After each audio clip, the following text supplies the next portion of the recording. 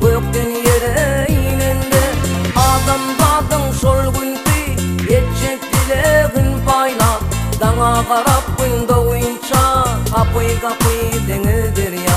Dağı çölü çopun şolup bayu garip kerbirine aylanır.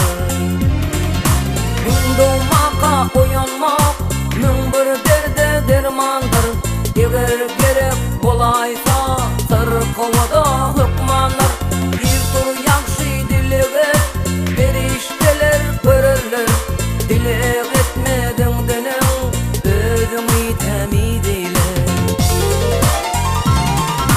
Gıy bağla bir bilek koy ölçmedin. Gıy oya bağla iman kendin geçmedin. Gıy bağla bir bilek koy ölçmedin. Gıy oya bağla iman kendin geçmedin.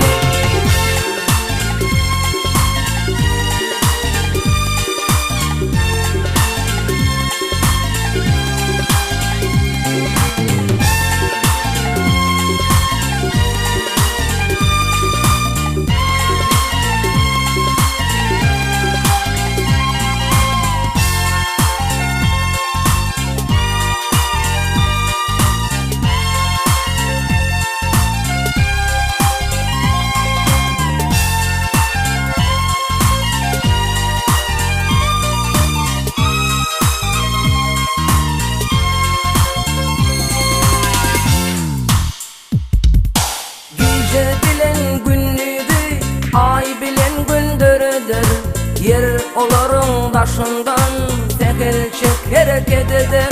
Sen yerdenem payhafla bol, sen günlenem payhaflı. İrtegerler koyanıp bir akşam kuka batkın. Ömür iman ölçüyü, ömür iman ölçüyü. Aklına zvananı bir bellek koy ölçmesin.